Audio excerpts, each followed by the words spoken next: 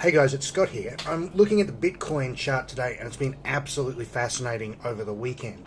And there's a lot of key learning exercises that I think we can get a lot out of here. So let's just dive right into it. Now, the first thing that I want you to notice is what we see is this parabolic move up. Parabolic moves, by definition, are unsustainable. So if we look at the time taken to go from here to here, a long time, less time, then from here to here, even less. Now from here to here is like a month and a half to double again. So the time frames are getting shorter, and each leg up gets faster and faster.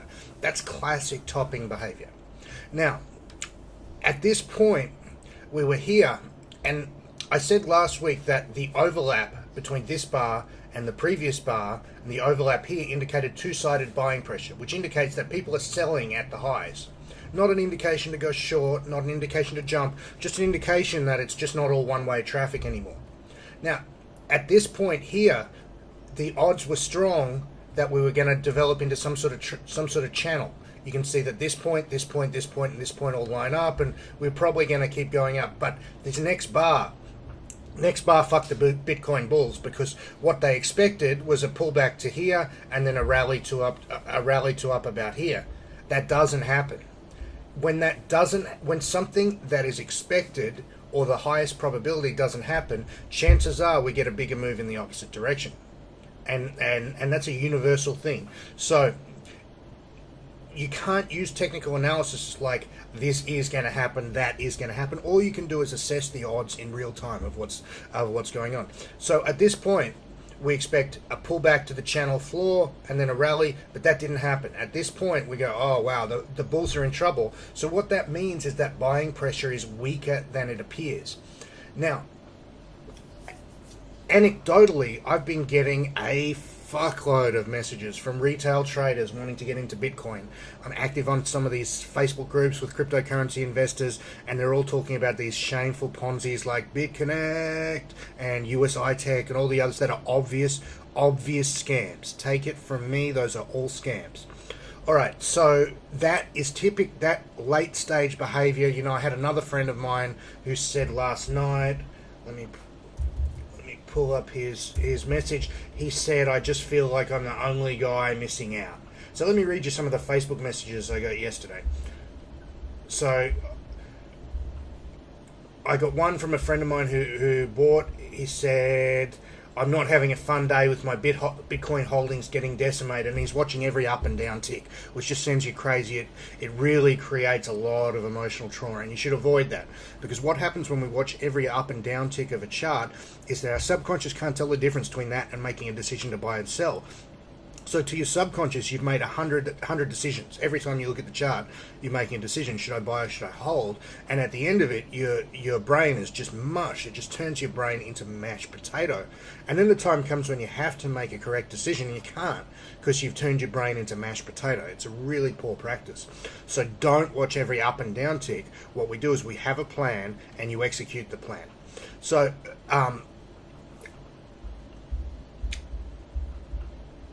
let's look at what's happened here. We've got a down day, which has ruined the bulls' day. We've got an expanded range down day with the bears mostly in control. There's only a little bit of buying pressure at the end, because there's any long running bull move, there's always dip buyers. So in context, after a move like this, in context, this amount of buying pressure from here to here is pretty normal. You can't read anything into that. Next, we have some two-sided buying pressure coming in, but the bears are winning. So what this bar has maybe 75% overlap with the previous bar. What that tells us is that the bulls and the bears are fighting it out, and the bears are winning, but just still winning. And because the bears have won this bar, the bulls are too weak to mount an attack, and the bears win again. Now, where is the likely place for dip buyers to step in? Because we've always got dip buyers.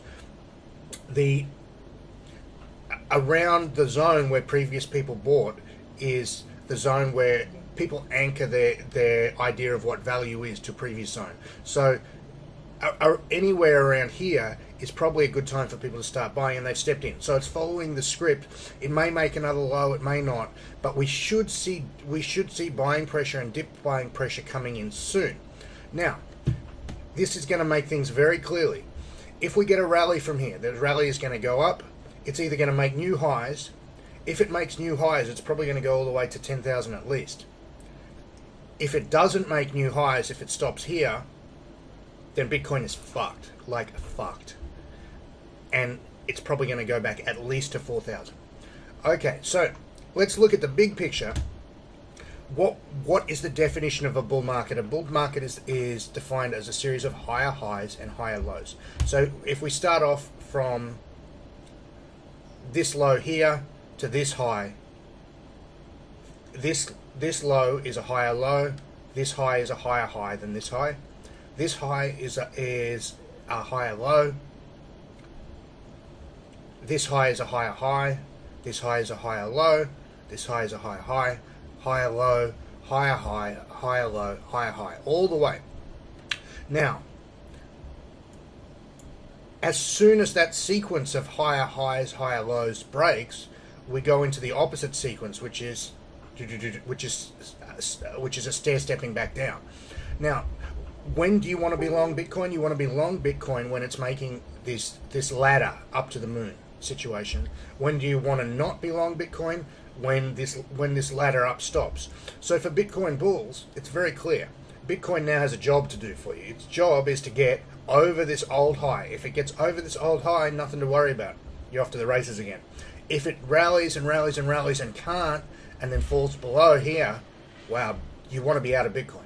And we can call that an end to the bubble, because this exponential price action can only last so long. And why is it that exponential price action can only last so long? Because it's a sign that the professionals have left the building and the idiots are in charge. And crypto is a weird market. It kind of has a greater proportion of these true believers and idiots who think that, buying some rubbish ICO is the same as buying Google in the early days, and it's just not.